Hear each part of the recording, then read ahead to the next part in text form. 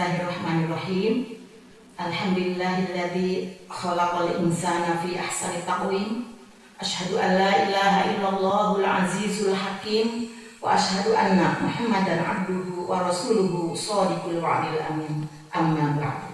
Siswa-siswi yang Ibu cintai dan Ibu banggakan, alhamdulillah dalam kesempatan ini kita bisa berjumpa lagi dalam rangka melaksanakan salah satu kewajiban kita, yaitu thalabul ilmi. Mudah-mudahan ilmu yang kita pelajari menjadi ilmu yang bermanfaat dan barokah. Amin. Adapun materi yang akan Ibu sampaikan pada kesempatan ini yaitu Quran Surah Al-Maidah ayat 48 yang berkaitan dengan kompetisi dalam kebaikan. Siswa-siswi yang Ibu cintai dan Ibu banggakan, kompetisi dalam kebaikan, hidup adalah kompetisi. Bukan hanya untuk menjadi yang terbaik, tetapi juga kompetisi untuk meraih cita-cita yang diinginkan. Namun sayang, banyak orang yang terjebak dalam kompetisi semu yang hanya memperturutkan hawa nafsu, syahwat, hawa nafsu dunia dan jauh dari suasana robbani. Kompetisi harta kekayaan, kompetisi usaha, pekerjaan, kompetisi jabatan kedudukan, dan kompetisi lainnya yang semuanya fata morgana, indah menggoda. Tetapi sesungguhnya tiada. Itulah kompetisi yang menipu. Bahkan hal yang sangat memilukan ialah tak jarang dalam kompetisi selalu diiringi suudzon atau buruk sangka, bukan hanya kepada manusia tetapi juga kepada Allah Subhanahu wa Ta'ala. Lebih merugi lagi jika rasa iri dan ria ikut bermain dalam kompetisi tersebut.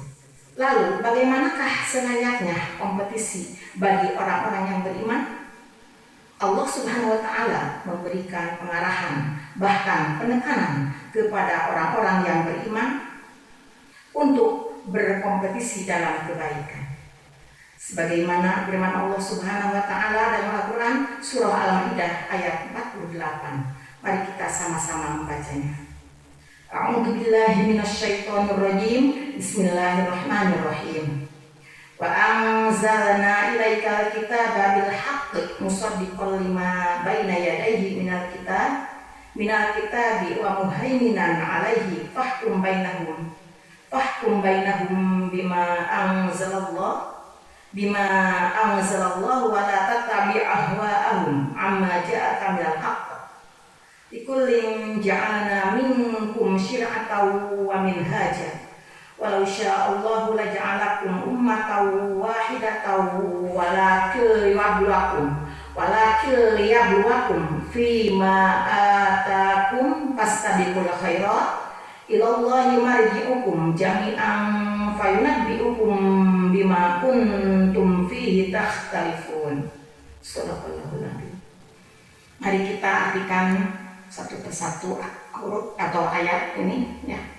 Wa anzalna ilaikal kitaba, dan kami telah turunkan kepada Muhammad sebuah kitab bil haqqi musaddiqan lima baina yadayhi, dengan membawa kebenaran dan membenarkan apa yang sebelumnya, minal kitabi, dari kitab-kitab, wa muhaiminan, dan menjaganya, alaihi, kepadanya, fahkum bainahum, maka putuskanlah perkara di antara mereka, bima anzalallahu, menurut apa yang Allah turunkan kepadamu, wala tattabi ahwa'ahum, dan janganlah kamu mengikuti hawa nafsu mereka, amma ja'aka minal haqqi, dengan meninggalkan kebenaran yang telah datang kepadamu. Likullin ja'alna, bagi setiap mereka di antaranya, di antara kamu, minkum, dari mereka, syir'atan, kami telah memberikan peraturan, wa minhaja, dan jalan yang terang. Walau sya'allahu, dan kalau Allah menghendaki, laja'alakum, kami jadikan kamu ummatan wahidah, satu umat saja.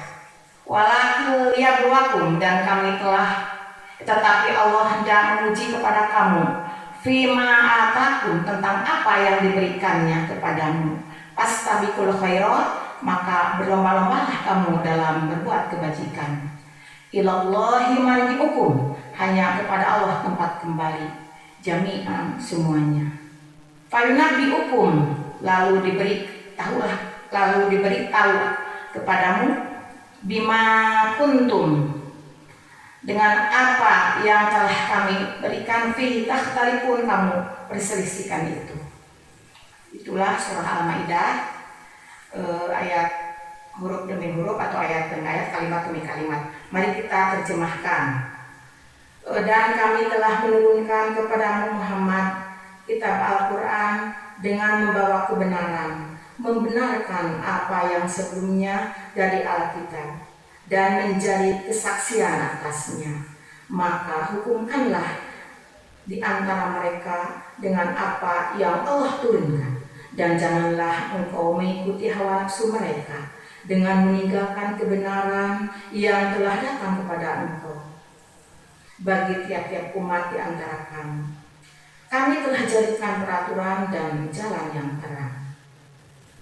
Dan kalau Allah menghendaki, niscaya kamu dijadikannya satu umat saja. Tetapi Allah hendak menguji kamu tentang apa yang telah diberikan kepadamu. Maka berlomba-lombalah kamu dalam berbuat kebajikan. Hanya kepada Allah lah tempat kembali kamu sekalian. Maka Dia akan kabarkan kepadamu apa yang kamu perselisihkan itu.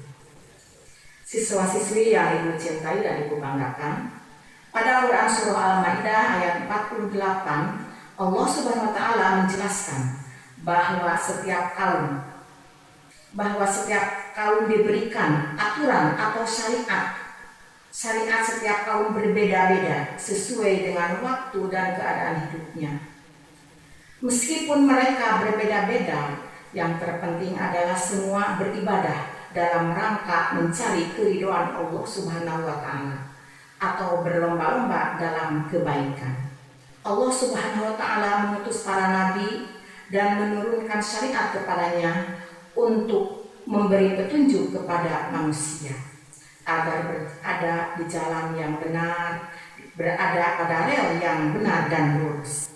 Sayangnya, sebagian dari ajaran-ajaran mereka disembunyikan atau diselewengkan sebagai ganti ajaran para nabi. Manusia membuat ajaran sendiri bersifat khurafat dan tahayyul. Ayat ini membicarakan bahwa Al-Quran memiliki kedudukan yang sangat tinggi. Al-Quran sebagai pembenar, penyempurna kitab-kitab sebelumnya, juga sebagai penjaga kitab-kitab tersebut, dengan menekankan terhadap dasar ajaran para nabi terdahulu. Al-Quran juga sepenuhnya memelihara keaslian ajaran itu dan menyempurnakannya. Akhir ayat ini juga mengatakan perbedaan syariat tersebut seperti layaknya perbedaan manusia dalam menciptakannya, bersuku-suku, berbangsa-bangsa. Semua perbedaan itu adalah rahmat dan untuk ajang saling mengenal. Ayat ini juga mendorong pengembangan berbagai macam kemampuan yang dimiliki oleh manusia, bukan malah menjadi ajang perbedaan. Semua orang dengan potensi dan kadar kemampuan masing-masing harus berlomba-lomba dalam melaksanakan kebaikan. Allah Subhanahu wa taala senantiasa melihat dan memantau perbuatan manusia, dan baginya tidak ada sesuatu yang tersembunyi. Mengapa kita diperintahkan untuk berlomba-lomba dalam kebaikan?